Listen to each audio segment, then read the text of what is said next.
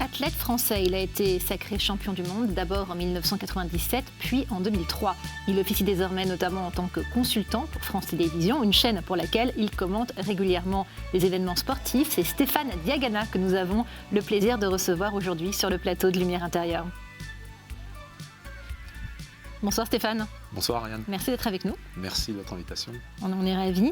Alors, comme nous ne sommes pas une chaîne sportive, on ne va pas revenir en détail sur tous vos records, en 400 mètres haies notamment, sur vos réussites, vos blessures, vos forfaits. Mais quand même, ça m'intéressait de savoir ce qui vous a le plus marqué dans votre parcours. C'est ce qui m'a le plus marqué dans le parcours. Bien sûr, on retient forcément les titres parce que ce sont des moments qui apportent des réponses à de nombreuses questions. C'est un accomplissement forcément, mais je crois que globalement c'est l'histoire en elle-même et ce que le sport m'a permis de découvrir chez les autres, découvrir en moi. En l'occurrence, c'est pas bon de nous interrompre, ça vous a permis de découvrir quoi en vous ? Les ressources que l'on pouvait avoir. Que vous ne soupçonniez pas ? Bien sûr, parce que j'ai pas commencé l'athlétisme en voulant devenir champion du monde, j'ai commencé parce que j'aimais courir, et ça m'a amené là, par beaucoup de passion, par des rencontres aussi, en poursuivant aussi je dirais, l'envie de faire gagner certaines valeurs.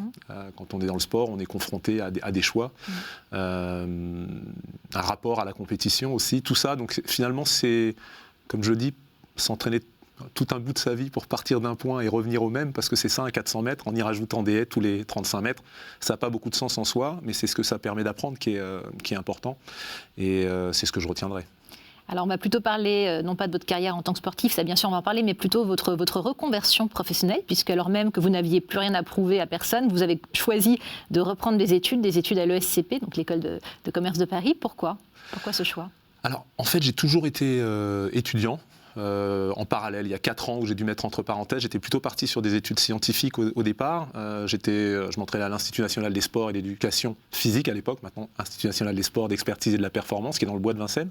Et mon entraîneur, Fernand Hurtebise, était très favorable à ce que l'on mène ce qu'on appelle le double projet, à la fois les études, avec des aménagements bien entendu, c'est impossible autrement, et puis mon parcours sportif. Donc plutôt des études scientifiques au début, et puis à la fin, parce que je ne trouvais pas de solution d'aménagement de mes études, et aussi parce que je m'orientais vers autre chose, effectivement, j'ai repris mes études plutôt sur la fin de ma carrière. J'avais 29 ans, pour refaire le diplôme d'école de management de l'ESCP à Paris en 5 ans et demi au lieu de 3 en fait, avec des aménagements tout à fait adaptés. Alors vous parlez de la fin de votre carrière, à 29 ans, ça peut toujours faire sourire quand on dit fin de ma carrière à 29 ans. Et donc vous avez effectivement arrêté votre carrière d'athlète il y a quoi ? Il y a 16 ans à peu près ? Oui, voilà. J'ai arrêté en même temps, j'ai arrêté en 2004 exactement, donc en même temps que la fin de mes études, et pour moi, je n'avais pas complètement répondu à votre question, mais c'était à la fois pour préparer la suite, parce que comme je dis, on n'a pas la chance des Rolling Stones de pouvoir être sur scène à 70 ans quand on fait du 400 mètres haies, oui.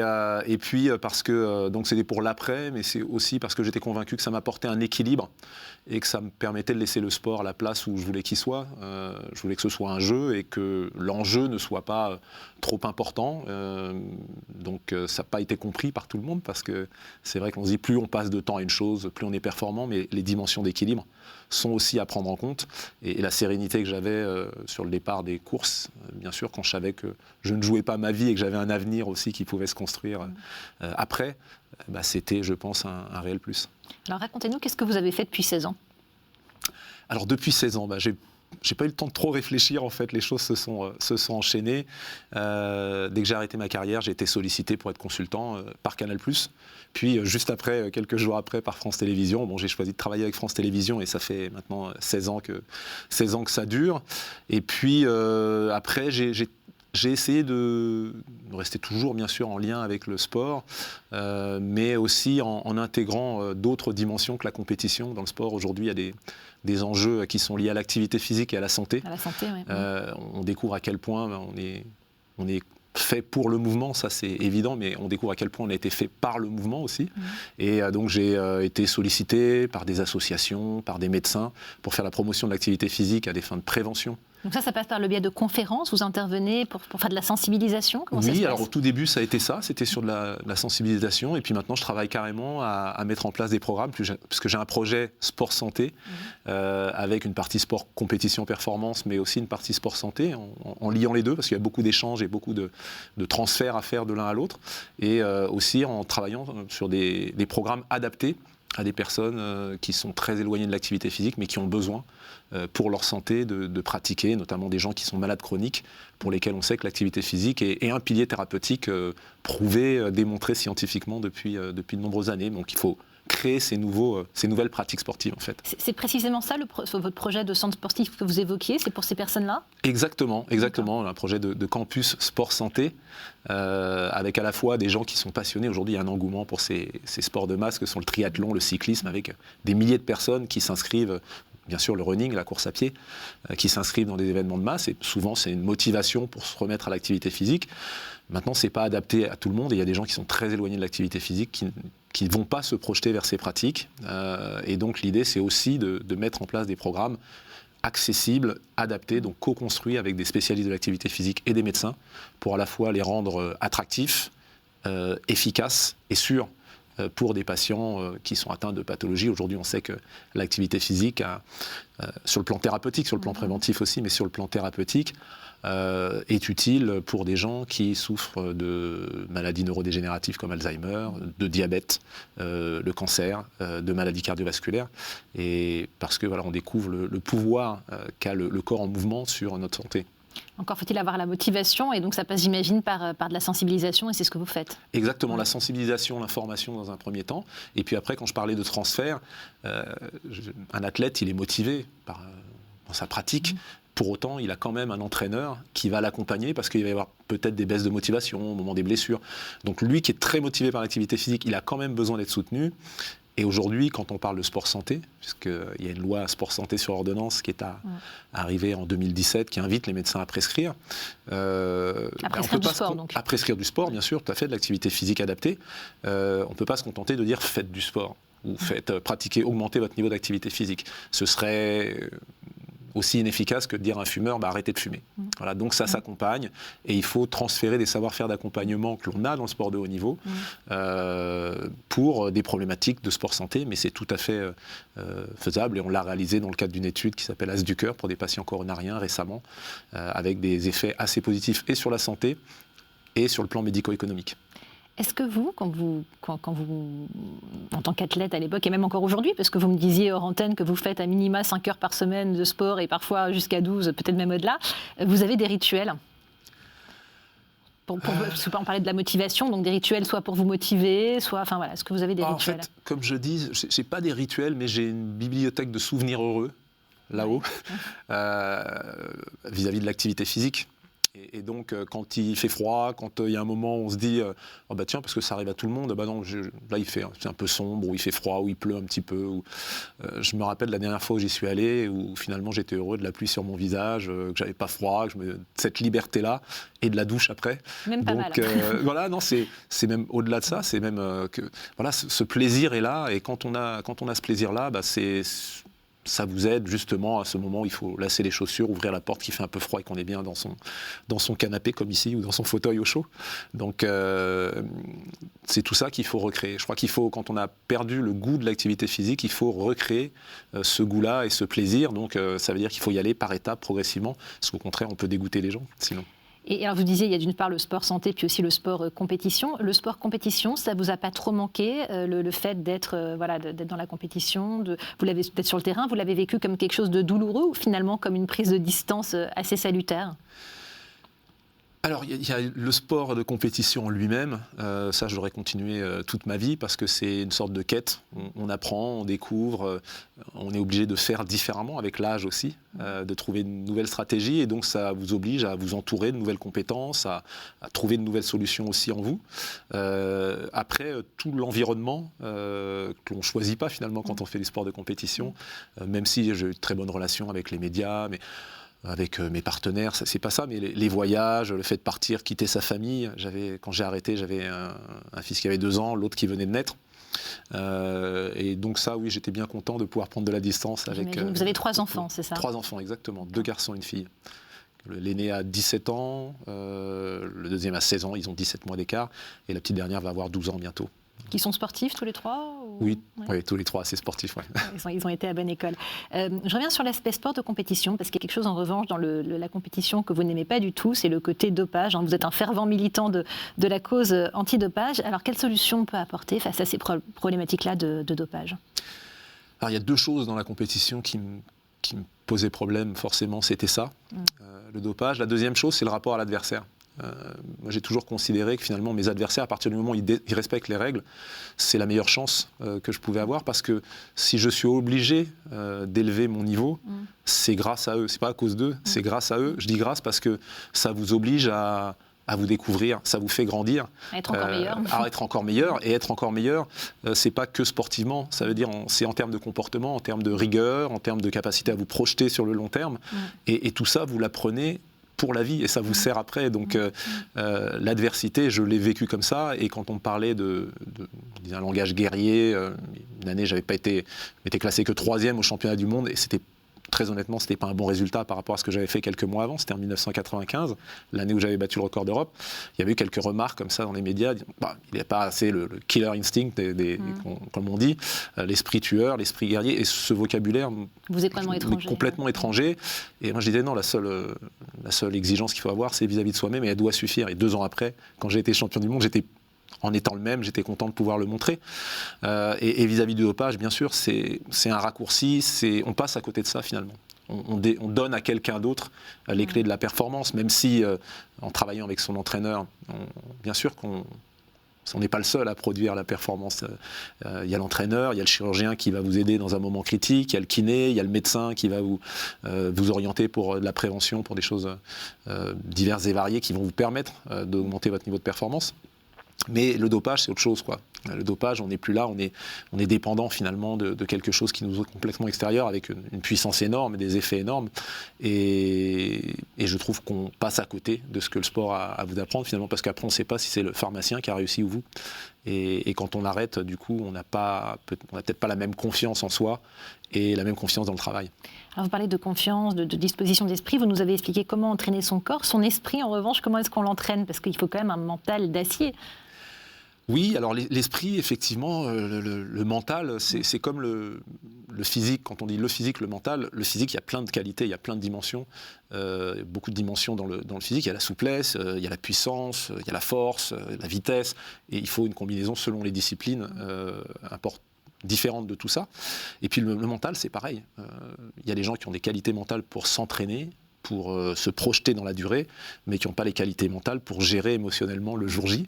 Donc la compétition et la recherche de l'excellence dans le sport, mais j'imagine dans beaucoup de domaines, ça va être la même chose, vous oblige à développer beaucoup de qualités. Pour le sport physique et mental, mais avec toute la palette de qualités mentales. Alors ça s'entraîne, on peut travailler avec des personnes pour vous accompagner. Moi, j'avais une très très bonne relation avec mon entraîneur, Fernand Hurtebise, donc j'ai beaucoup échangé avec lui, et ce qui a facilité les choses aussi, c'est qu'il m'a toujours accompagné dans le projet, fait en sorte que je comprenne ce qu'il me proposait. Parce que de l'entraînement, c'est du changement, c'est de la transformation permanente, c'est le changement. On est tous un petit peu réfractaires au départ, parce qu'on aime bien notre confort et nos habitudes. Donc ça nécessite une pédagogie, finalement, du changement. Et j'ai un entraîneur qui était un très bon technicien, mais aussi qui était très bon sur ce plan-là. Et ça, je retiens la leçon, même pour ma vie aujourd'hui, dans mes projets professionnels. Je vois à quel point il est important de partager le projet avec les personnes qui vont devoir le mettre en œuvre et comprendre en quoi ils sont légitimes, en quoi l'objectif est légitime par rapport aux moyens et à leurs compétences qu'ils peuvent mobiliser. Alors vous avez été beaucoup sollicité depuis que vous avez quitté le terrain, que ce soit par des marques ou par des politiques, des marques, que ce soit des marques de running, on ne va pas forcément citer ici, mais enfin voilà, ou par des politiques. Vous avez notamment été investi d'une mission sur le développement du sport universitaire. Ce passage un peu, ces sollicitations politiques, c'est quelque chose que vous avez aimé faire, c'est cette mission, cette réflexion, ce travail de réflexion? Oui, alors j'ai eu des sollicitations politique plus encore pour vraiment prendre des postes, ça m'est déjà arrivé. En tout cas, j'ai déjà été interrogé sur. Donc, j'ai pas eu. Je considère pas d'avoir eu d'engagement politique. Je l'ai fait parce que pour moi, d'un point de vue de ma vision citoyenne, c'était important de se pencher sur la question du sport à l'université. Donc, c'était à l'époque Valérie Pécresse et Roselyne Bachelot, parce qu'il y avait une dimension santé aussi qui m'avait sollicité avec un professeur de Toulouse, le professeur Renaud.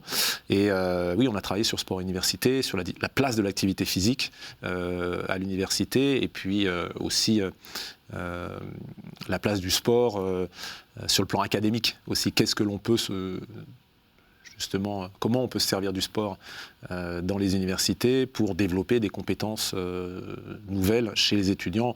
Les anglo-saxons appellent ça souvent les soft skills, et ces compétences molles, si on devait traduire, même si j'aime pas ça, mais qui vont à côté des compétences académiques, mais qui sont très importantes dans la vie de tous les jours. Et le sport a une place dans l'université, dans les pays anglo-saxons, historiquement, bien plus forte que chez nous, parce qu'il est considéré justement pour ce potentiel-là.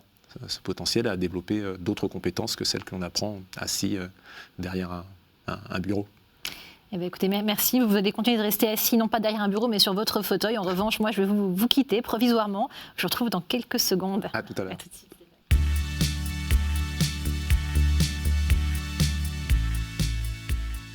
Est-ce que vous êtes bien installé, Stéphane ? Parfaitement, Ariane, merci. Formidable. Alors, le principe est très simple. Je vais vous donner différents mots. À charge pour vous de me dire ce qui vous inspire. On commence tout de suite avec enfance. Enfance, bonheur. Voilà. Bonheur, j'ai eu cette chance-là. Je pense que ça a été un point de départ essentiel dans ma vie. Je pense que quand on a une enfance heureuse, les choses sont beaucoup plus simples, et je mesure à quel point ça a été déterminant. J'ai mes deux parents qui ont été aimants, pas toujours très, très proches. Pour ma pratique de l'athlétisme, par exemple, ils m'ont laissé de la distance, mais toujours avec de la bienveillance. Et mon papa, les origines du côté de mon papa sont du côté de la Mauritanie et de l'Afrique. Des marins de profession, c'est ça votre papa ? Voilà, il est arrivé en France à 18 ans, il était engagé dans la marine française, il était à Dakar, puisque c'était la France avant les indépendances. Et donc, il est né français, mais en Afrique. Et il est arrivé à 18 ans, il a rencontré ma maman. Et qui, elle, était institutrice ? Institutrice, exactement, quand il était à Toulon. Et puis voilà, c'est là que leur histoire commune a démarré. Et donc, lui, ses messages étaient très clairs sur le plan humain, il ne parlait pas beaucoup, mais il n'avait pas besoin de parler beaucoup, en fait.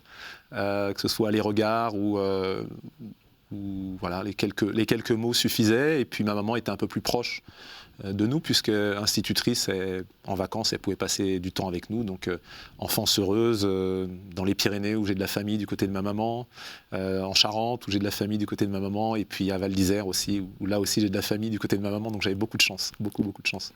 Quel type d'éducation est-ce que vos parents vous ont prodigué ?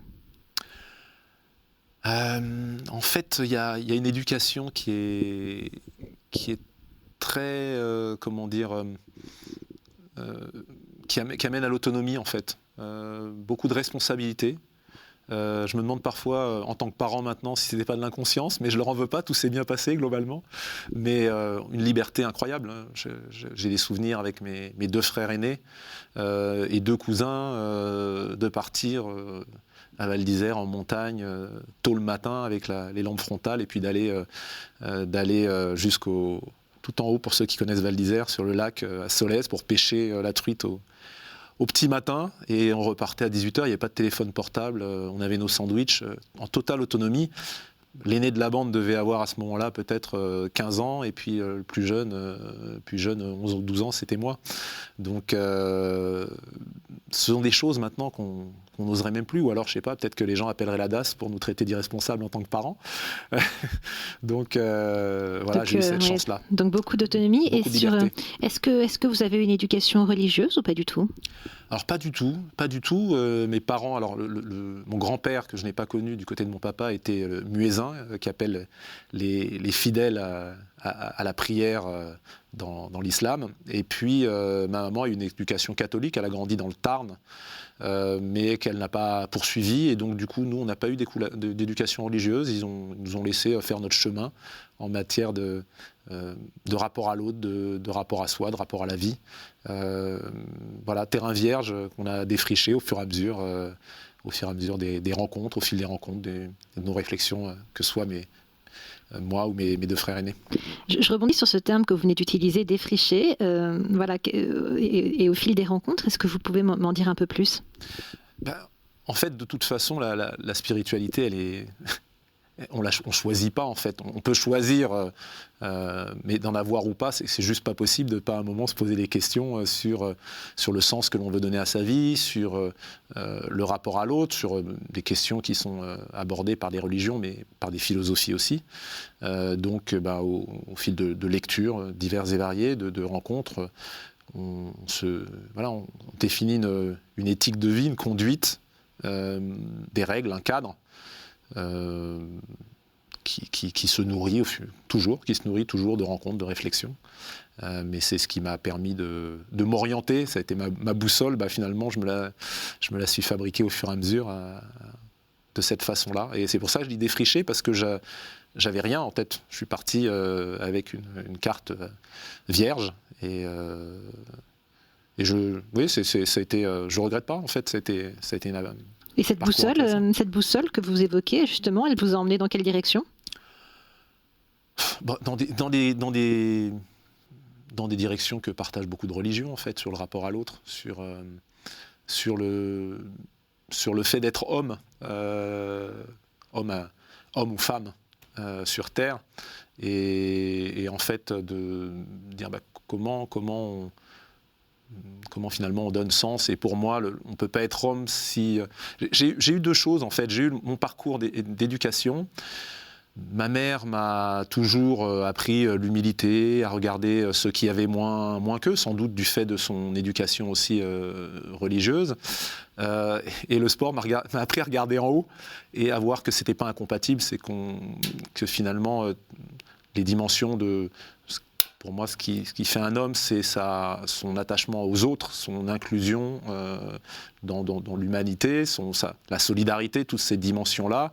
Et puis, c'est ce que j'appellerais un peu le pied gauche, si je devais dire, je devais donner une idée. Et puis, pour avancer, on a besoin d'un pied droit aussi, qui est celui qui a fait l'humanité, qui a relevé des challenges, qui a toujours avancé avec l'envie de s'extraire de sa condition, de s'extraire des limites.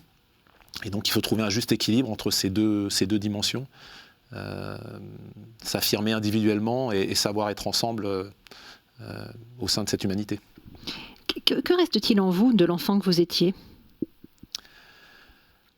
Beaucoup de choses, je pense. J'ai toujours eu l'impression, d'ailleurs, que j'étais un petit peu un adulte en marge, avec des centres d'intérêt qui n'étaient pas... je vous le disais, j'ai déjà eu des sollicitations plutôt politiques que je n'ai pas donné suite et quand j'en parle avec certaines personnes, certains adultes, ils disent mais comment tu as pu refuser ça ou comment tu as pu ne pas essayer. Je dis mais c'est pas mon aspiration, si c'est l'aspiration d'autres personnes, qu'elles y aillent, mais moi non, donc j'ai des bonheurs simples en fait et le statutaire ne m'intéresse pas, le fond m'intéresse toujours plus que la forme et le statut, donc j'essaie de me guider par rapport à ça. Et je pense que c'est un peu l'enfance. C'est une partie de l'enfance de faire les choses, pas pour ce que l'on en perçoit de l'extérieur, mais pour ce que l'on vit, ce que l'on ressent et ce qui vous semble juste. Oui, ce qu'elle vous apporte vraiment, en fait. Exactement. Et justement, on parlait des valeurs, de l'éducation que vous avez reçue. Quelle éducation, quelles valeurs vous avez envie de transmettre à vos propres enfants, à vos 3 enfants ?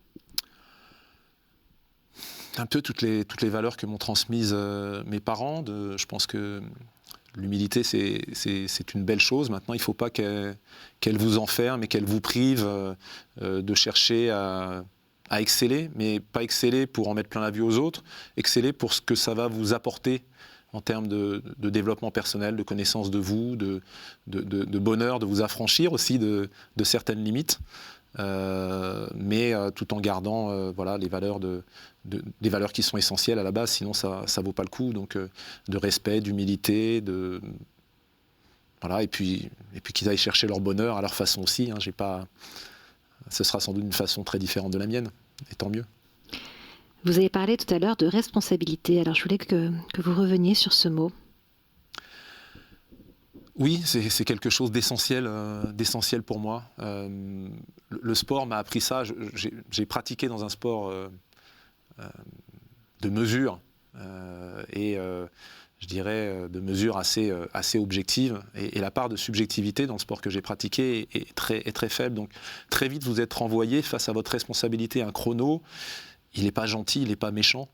Il vous donne juste un résultat qui exprime une combinaison de travail, donc c'est par l'acquis, et puis d'inné aussi, de qualité innée.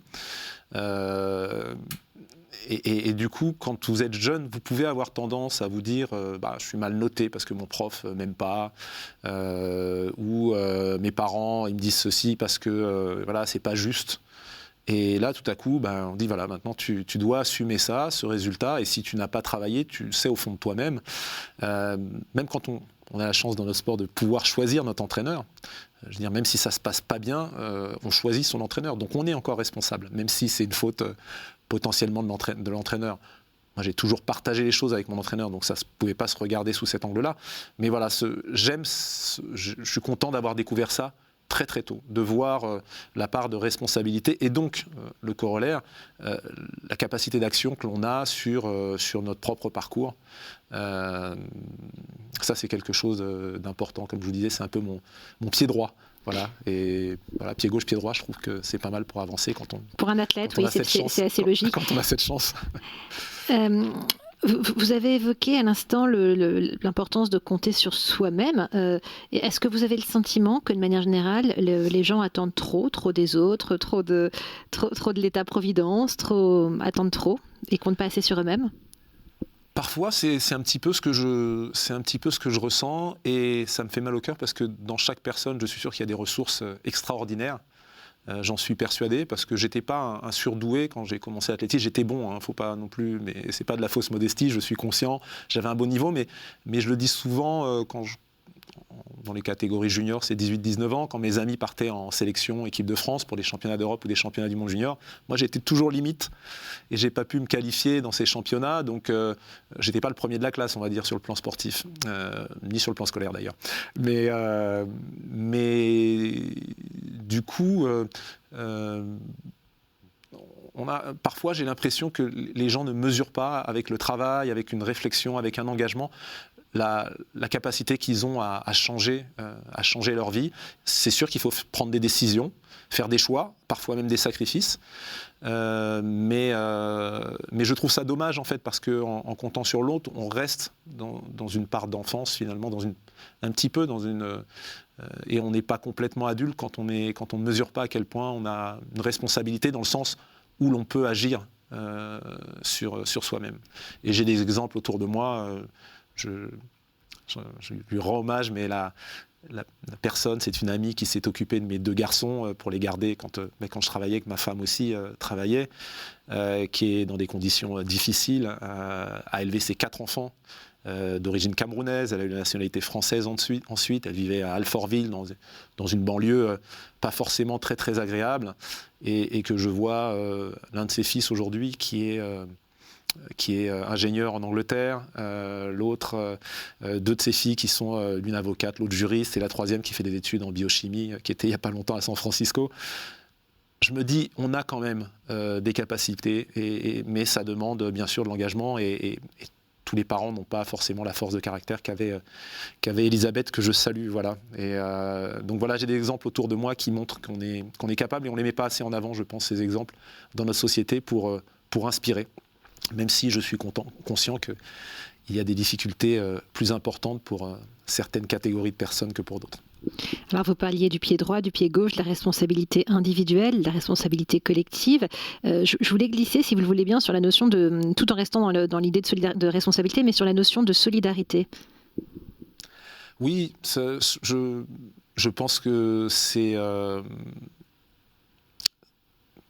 c'est consubstantiel à l'homme, à la notion d'humanité. On n'est pas homme, je veux dire, les bêtes savent l'être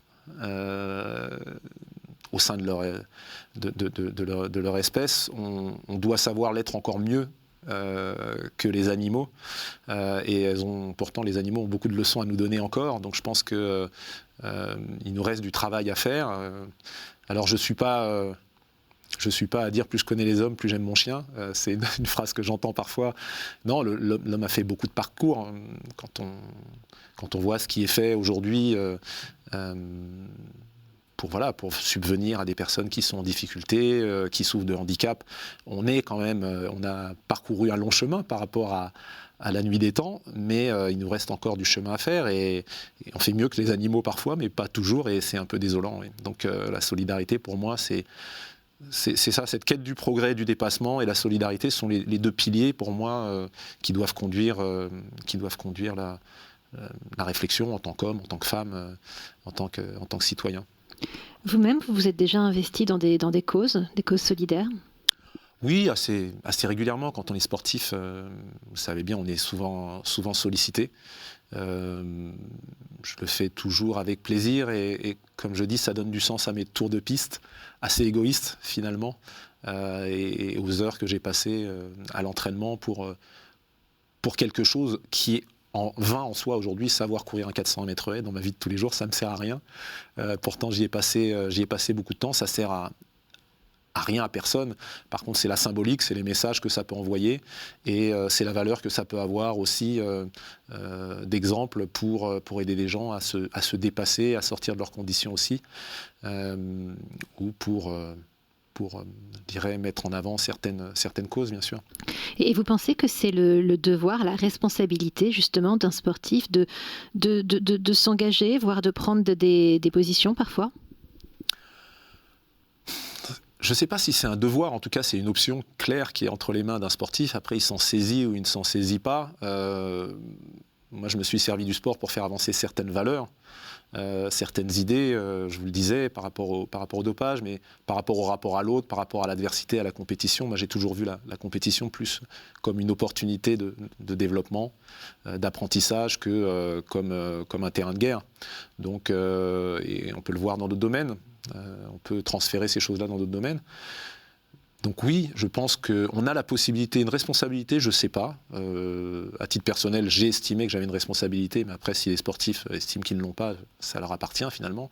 Mais en tout cas, c'est sûr qu'on a une opportunité, quand on est sportif, de pouvoir faire passer des messages, s'engager.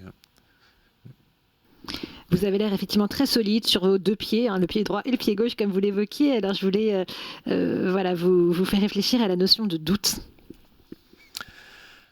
Le doute, c'est un mot que j'aime bien, en fait. C'est un mot que j'aime bien, qui renvoie bien sûr à la notion de confiance. Et en tant que sportif, j'ai appris que le doute pouvait être positif en tant que étudiant en sciences aussi, puisque le doute, c'est ce qui vous permet de remettre en question, c'est ce qui vous permet d'avancer.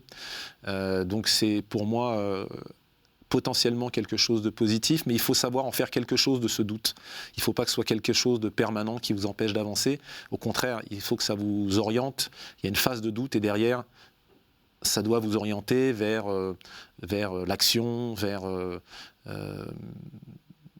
ce questionnement, vers la quête de réponse, je dirais. Et puis, c'est aussi quelque chose de négatif.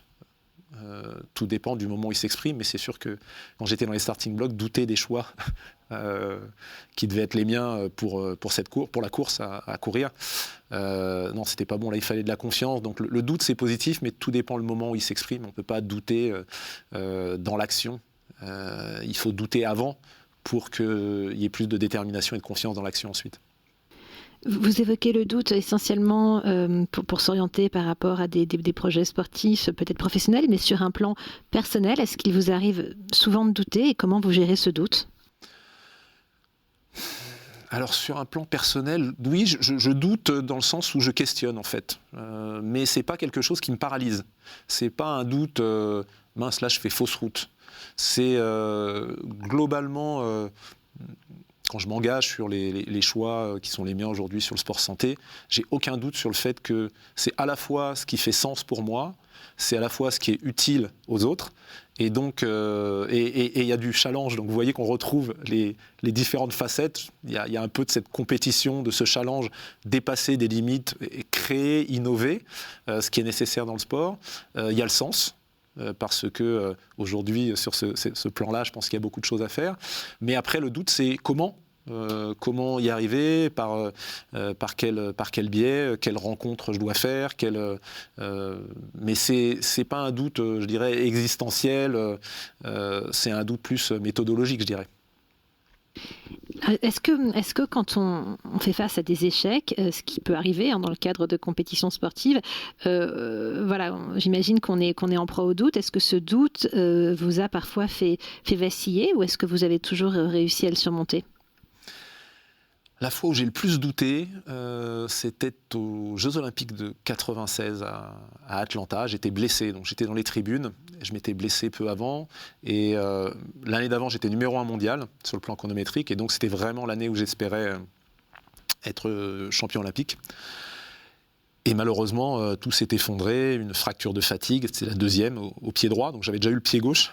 Et quelques années avant, là, ça a été le pied droit. Et à ce moment-là, je me souviens, quand j'ai vu la course, je me suis dit, mais parce que j'étais déjà en route depuis quelques années pour me dire, bon, je vais aller chercher maintenant, j'ai tout ce qu'il faut pour aller chercher un titre majeur, j'ai un très bon entraîneur, quelqu'un qui m'a expliqué le projet, qui partage les mêmes valeurs, et ça c'était important, avec qui j'avais tissé une relation vraiment de proximité très très forte, et que je vois toujours d'ailleurs, même maintenant, qu'il n'entraîne plus depuis bien longtemps. Et donc 96, c'était l'année où je pouvais vraiment... et là, rien. Et je me suis dit, mais ça se trouve, tu n'auras plus jamais une chance devant toi. Ta carrière, ça se trouve, elle est derrière toi. Tu ne te remettras pas de cette blessure. J'ai pensé comme ça, alors que ce n'était pas du tout mon... Et ça m'a vraiment glacé de penser à ça et de me dire, bah, c'est peut-être fini, il va falloir... Et je me suis dit à ce moment-là, si tu as une chance encore, ne laisse rien au hasard, la fois d'après. Et l'année d'après, je suis champion du monde. Et donc c'est pour ça qu'on apprend à voir les moments difficiles différemment, et ces doutes peuvent être aussi source finalement de moments clés, de prise de conscience qui vont vous apporter finalement la petite chose qui vous manquait. Où est-ce que vous trouvez la sérénité dans les moments où vous doutez, ou les moments où vous avez des moments de... Oui, on peut tous avoir des moments de déprime, ou à défaut de moments de déprime, des moments où ça va moins bien. Qu'est-ce qui vous apporte du réconfort dans ces moments-là ? Aujourd'hui, moi, je pense que j'ai eu de la chance, j'ai une vie heureuse. Je suis allé aussi chercher des choses, c'est pas que de la chance, mais j'ai quand même eu de la chance, il y a des choses qu'on ne maîtrise pas. J'ai eu un accident de vélo il y a 9 ans, et ça aurait pu être bien plus grave que ça, donc je mesure la chance que j'ai des enfants qui sont en bonne santé, voilà, donc j'ai cette chance-là, ma femme est en bonne santé aussi, on a une vie heureuse, donc cette sérénité, elle vient de là, de se dire de toute façon... Tant que j'ai ça, si tout s'écroule ailleurs, j'ai toujours ça. Et pour moi, c'est aujourd'hui très très important, essentiel. Donc voilà. Après cette sérénité, elle vient. J'ai des amis, bien sûr. J'ai un cercle d'amis proches avec qui je peux partager beaucoup de choses. Donc tout ça, ça m'apporte de la sérénité. Et puis j'ai su très tôt que je voulais faire de l'athlétisme quand j'étais gamin, et j'ai pris mes orientations après, quand j'ai arrêté l'athlétisme, assez vite, en essayant de cheminer vers le bonheur, tout simplement. Et jusqu'à présent, je ne me suis pas trop trompé. Et je suis heureux, tout simplement, j'ai cette chance-là. Est-ce que, indépendamment du sport, de votre famille, de vos amis, vous avez des loisirs, des choses qui comptent pour vous ? Oui, beaucoup. Le sport prend une place importante, c'est sûr, mais j'écoute beaucoup de musique. C'est quoi la musique qui vous fait vibrer ? Ça dépend de mes humeurs, mais j'aime beaucoup le piano en fait, donc que ce soit dans la musique classique, que ce soit dans le jazz. Vous jouez ? J'ai essayé je m'y suis mis pendant 1 an et demi, et c'était un moment où j'avais envie de Vous savez, on a envie de jouer du piano, on n'a pas envie d'apprendre à jouer du piano, c'est ça le problème. J'apprenais déjà l'athlétisme, j'apprenais mes cours, et donc quand je rentrais le soir, il fallait encore apprendre. Et donc j'ai pas eu la patience, c'est un grand regret parce que c'est un instrument qui peut m'émouvoir aux larmes. C'est un instrument qui est à la fois rythmique et mélodique, qui peut jouer en percussion, qui peut jouer... Voilà, c'est l'instrument qui m'émeut le plus. Il n'est pas trop tard pour s'y mettre. On avait à votre place récemment Erik Orsena qui s'y est mis à 67 ans. Alors vous voyez. Eh ben voilà, ça me laisse un peu de temps encore. Peut-être que je m'y remettrai, mais il y a une émotion, une résonance avec cet instrument. J'aime beaucoup d'autres instruments, mais celui-là est particulier pour moi. Et donc après, j'aime beaucoup le jazz. Là, j'écoute toutes sortes de musique, ça dépend des humeurs. Là, je rentre du Cap-Vert en vacances, on a fait beaucoup de marches avec les enfants, donc je me réécoute mes disques de Mayra Andrade, qui est une chanteuse capverdienne, Césaria Évora, bien sûr. Ça dépend de ce que je recherche, en fait, et des émotions que je recherche. Ça peut être le reggae, ça peut être le rap avec mes enfants, ça peut être Daft Punk, c'est très varié. Si vous n'aviez pas fait une carrière de sportif, vous auriez fait quoi ? J'aurais aimé faire quoi ? De la recherche, probablement. Parce de la recherche scientifique ? Oui, de la recherche scientifique, oui. La notion de quête me plaît, le sport m'a permis ça. J'ai un de mes frères, j'étais parti sur des études scientifiques et mon frère aîné dirige un institut de recherche en biologie moléculaire. Et donc sur la génétique, sur toutes ces dimensions. Et ça me passionne quand on en parle ensemble. Donc les sciences me passionnent parce que ça ne permet pas de tout comprendre, mais ça permet de comprendre beaucoup de choses. Et comprendre, c'est important pour se positionner aussi, je pense. Et on mesure la réalité qui nous entoure, on la mesure mieux, on la comprend mieux.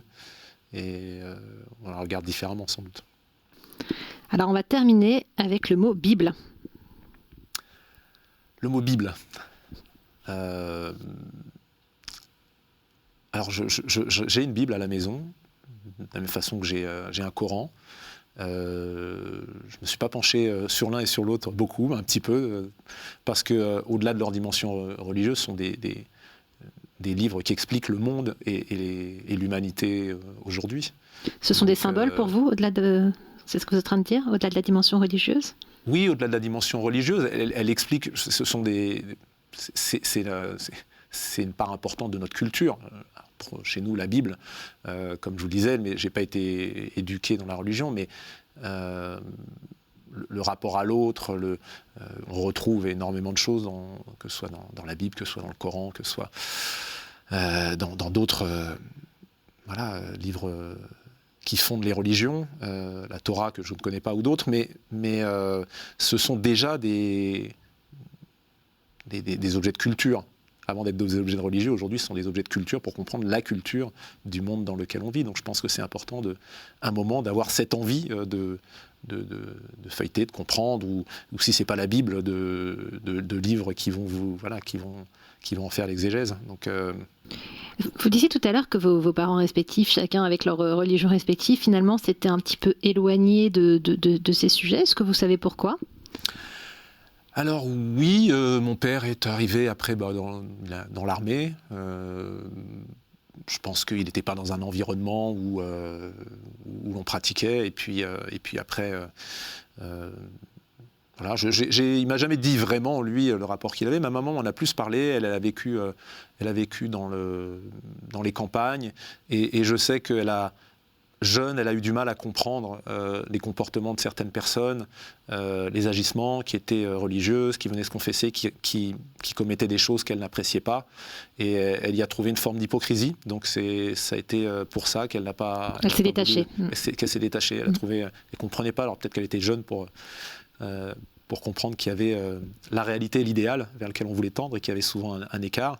Mais voilà, c'est ce qu'elle m'a expliqué, j'en sais pas beaucoup plus. Et vous avez le sentiment d'avoir la foi ? Ça dépend ce qu'on appelle la foi. Vous savez, c'était comme Einstein quand on lui demandait est-ce que vous croyez en Dieu ? Il disait dites-moi à quoi vous pensez, je vous dirai ce que j'en pense. Donc c'est difficile parce qu'en fait ce sont des mots qui sont tellement riches et je pense qu'ils prennent un sens tellement différent d'une personne à l'autre que c'est assez difficile de répondre à cette question. difficile. Alors, pour revenir à la Bible et pour en terminer avec ce mot-là, est-ce qu'il y a un passage de la Bible qui vous touche particulièrement ou dans l'histoire religieuse au sens large ? Des règles de vie qui sont tellement simples mais tellement fortes et tellement évidentes. C'est de pas faire à son prochain ce que l'on ne veut pas qu'on vous fasse à vous. Donc c'est évident, on est homme, donc on doit... c'est cette règle-là, la vie en société, elle n'est pas possible autrement, de ne pas considérer que l'autre a cette même part d'humanité commune que vous. Et que donc, dans vos agissements, vous devez le regarder comme vous-même, finalement, pour comprendre ses réactions, pour comprendre ce qui peut le blesser, parce que ça vous blesserait vous aussi, au-delà de toutes nos différences culturelles, de toutes nos différences d'origine. On a cette part d'humanité commune en nous, et il faut la considérer quand on s'adresse à l'autre, pour comprendre ses réactions, même s'il ne faut pas transposer 100% de ce que l'on est chez l'autre, parce qu'on a une part de différence, mais il faut comprendre cette part d'humanité commune à chacun pour pouvoir interagir de la meilleure des façons. Merci beaucoup, Stéphane Diagana. Merci. Je vous dis à tout de suite.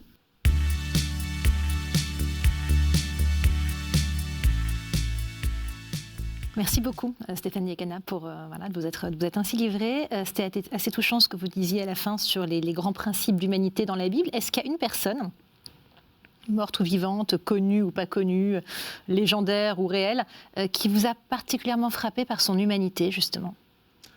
Alors, des personnes, effectivement, publiques que je n'ai pas eu l'occasion de rencontrer, bien évidemment, des gens comme Nelson Mandela, forcément, mais j'ai eu la chance de rencontrer Sœur Emmanuelle. Oui, sur une réunion à l'école des mines de Douai, où l'école des mines faisait intervenir des personnalités de différents horizons sur différents thèmes.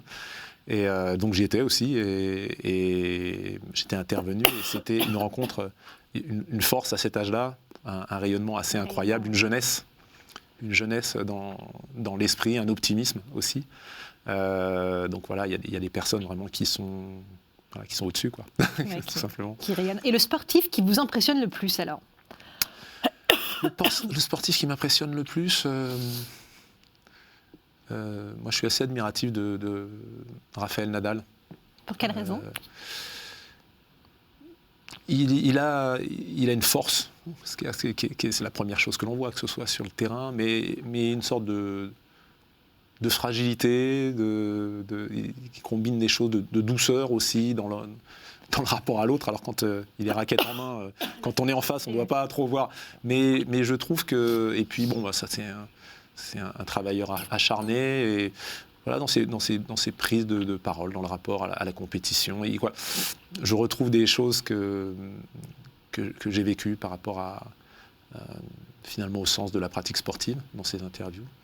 Et voilà, j'aime beaucoup. Qu'est-ce qui vous donne envie de vous lever le matin ? C'est quoi votre levier ? Me lever le matin,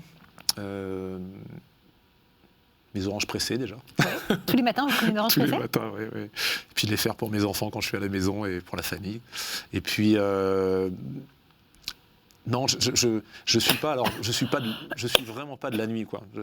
Ça m'arrive de travailler tard la nuit, mais du matin. Mais j'aime le jour, parce que pour moi la vie c'est le jour, voilà. Et bon, il y a des chansons qui sont toutes à l'inverse. J'aime bien Jonas par exemple, qui chante Lune et qui dit le soleil m'ennuie et j'attends la nuit. Moi c'est tout l'inverse. Quand je vais me coucher, j'attends vite parce que le jour ce sont des rencontres, c'est plus riche, quoi, pour moi. La nuit, ça vous ramène plus à la solitude.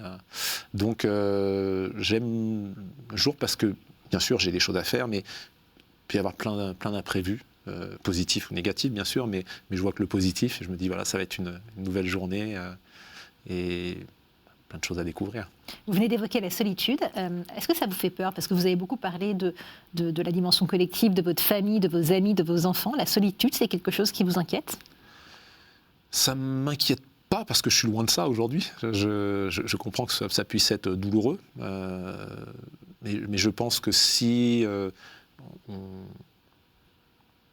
on reste curieux, ouvert, si on continue d'aimer les autres, on n'est jamais seul. Voilà, si c'est vrai qu'on est un peu misanthrope et qu'on se referme, ben oui, on finit seul, mais il ne faut pas s'en étonner. Mais moi, j'aime les gens a priori. Je me dis que dans chaque personne, il y a une opportunité de rencontre, de découvrir, de voir les choses différemment, de conforter des idées que l'on a, ou au contraire, de les challenger et peut-être de se dire « Ah bah tiens, j'avais pas vu les choses comme ça ». Et donc c'est un nouvel acquis pour se construire. Donc je vois l'autre plus comme une opportunité que comme une menace et comme un problème au départ. Après, dans la réalité, parfois, voilà. On peut avoir des surprises. Mais de toute façon, je pense que de les voir systématiquement comme des problèmes, et ça vous renferme et ça vous amène à la solitude. Certaines personnes ont avec elles un objet un peu totem, un objet chéri qu'elles baladent d'un endroit à l'autre, qui est plus ou moins un porte-bonheur. Est-ce que vous avez ce genre de choses, un objet qui compte pour vous ? Pas du tout. Non, je suis pas. Vous n'êtes pas superstitieux du tout ? Pas superstitieux, pas trop attaché au matériel et les choses auxquelles je tiens, mais si, voilà, à un moment j'ai cru que j'avais perdu, je m'étais acheté une montre, elle avait 22 ans, ça signifiait plein de choses, et puis j'ai cru que j'avais perdu, donc j'étais un peu déçu, et puis bon, c'est passé, et puis j'ai retrouvé finalement, donc voilà, je suis pas trop attaché au matériel. C'est une forme de lien que je n'aime pas avoir, parce que ça crée une forme de ça crée une dépendance sinon. Bien sûr, bien voilà. sûr. Ouais. Vous disiez tout à l'heure que certains morceaux de piano peuvent vous émouvoir aux larmes. Alors ça m'amusait de savoir, ça m'intéressait plutôt de savoir la dernière fois que vous avez ri et la dernière fois que vous avez pleuré aussi. La dernière fois que j'ai ri, je ris souvent, mais quelle occasion. Je sais pas, on était à table en famille. Mes enfants qui ont dit, j'ai pas de souvenir, et la dernière fois que j'ai pleuré précisément, non, je sais pas. Non, je peux pas vous dire les moments, mais je me souviens, pour de la musique par exemple, avoir pleuré en étant au volant de ma voiture, et tout était réuni, la pluie, et les ambiances étaient toutes cohérentes, et la musique que j'écoutais. Vous pleurez souvent ? Vous êtes souvent rempli par l'émotion de... Non, pas souvent. Ouais. Pas souvent, mais les fois où ce qui m'émeut le plus, c'est ou les souvenirs que j'ai, c'est quand je vois quelqu'un, un ami proche, qui se réalise, je me rappelle sur la piste, sur des compétitions, plus que pour moi en fait. Quand je suis spectateur, je vis mieux ce qui se passe finalement, et donc voilà, des belles émotions pour d'autres. Vraiment, on s'était réunis pour un ami qui était malade, et il y avait vraiment une très très belle émotion, et oui, ça, bien sûr, ça touche. On va rester sur le domaine du piano, parce que vous me parliez du piano tout à l'heure. Alors, à part être pianiste, quel est le don de la nature que vous auriez aimé avoir, au-delà de ceux que vous avez déjà ? Disons, si j'avais eu celui-là, déjà, je me serais bien contenté de celui-là. Après, on peut toujours rêver au surnaturel, mais si on reste plus terre à terre, celui-là me va bien. Après, non, je suis pas trop... Non, avoir un cerveau bien fait pour faire de la recherche, ouais. Ouais, ça j'aurais bien voulu. La vieillesse, c'est quelque chose qui vous fait peur ? Si je vieillis en restant jeune, non, ça va. Alors, c'est tout le mal qu'on vous souhaite, de vieillir en restant jeune. Merci beaucoup en tout cas Stéphane Diagana d'être venu nous parler de votre parcours, de votre regard sur la vie. Merci à vous, merci de votre invitation. Et merci de nous avoir suivis. Je rappelle que vous pouvez retrouver cette émission sur le site de KTO, ktotv.com. Bonne soirée.